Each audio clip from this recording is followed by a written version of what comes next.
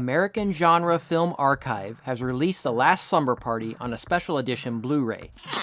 Now this is the first time I've seen this 1988 slasher movie, and all I have to say is, what the heck did I just watch? God, I need a fucking Valium. The Last Slumber Party opens with a crazy guy dressing up as a doctor and escaping from a hospital. Now even after escaping, he keeps his mask on. Maybe he's worried about COVID? We then meet three friends who are having a slumber party to kick off the start of summer. We also meet their boyfriends and a few other characters, but apparently the rockin' tune is more important than their dialogue because you can barely hear what they are saying.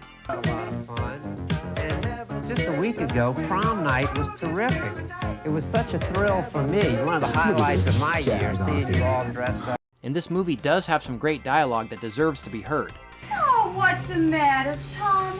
Did you rip your Calvin? Fuck you, whore! I rest my case, but I have to admit that classroom scene did have a pretty catchy tune. Let's go out and cruise it. Let's go. And have a good time. There's no time to bye. Have a nice summer. So night falls as the killer sets his sights on the teens, but before he shows up, they have a pretty wild evening. Well, let's go rustle up some menfolk. I'm going to the kitchen to munch out. They also spend a lot of time walking through the hallway with this amazing wallpaper. Now their boyfriends eventually sneak in to scare them and play pranks, but the weird thing is that the mom is actually home too and in bed during all the hijinks and commotion. I guess she's a heavy sleeper? Anyway, the killer starts offing people left and right with his weapon of choice, a scalpel. So will anyone survive the Last Slumber Party? This movie has all of the ingredients for a classic slasher flick, and I went in with high hopes. Yes, my expectations for The Last Slumber Party were through the roof, and I have to admit, they weren't really met.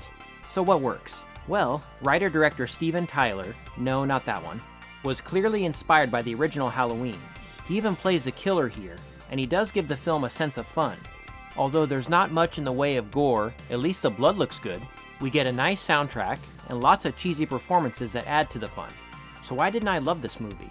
Well, it's also amateurish. The script is pretty bizarre and kind of all over the place. From a technical standpoint, there's issues with the sound and sound mixing, there are focus problems, and even editing issues. There's one scene that acts as a sort of twist, but it was shot and edited so ineptly, I actually thought it was an editing mistake and not a twist. And hey look, there's the script supervisor. Did they really not notice she was in the shot when filming this? Also, our final girl spends the climax of the movie bored and uninterested, and this is after she finds a bunch of dead bodies. The ending is kind of annoying, but I guess it does explain a lot of things. But I wanted to like this movie more than I did. Maybe a second viewing would help, but as it stands now, I think it's decent. It's an okay 80s slasher, but it's not the lost classic I was hoping it would be. This release includes a thick slipcover that sold out pretty fast. I'm glad I was able to get my hands on it. No reversible art is included, just an image from the film. AGFA warns that the film was restored from a combination of surviving film elements, a faded work print, and video masters. And I have to say, it looks great, all things considered. Yes, some shots look better than others, but it all cuts together pretty well. And I'm glad that we actually have a full, unedited version of the film available here.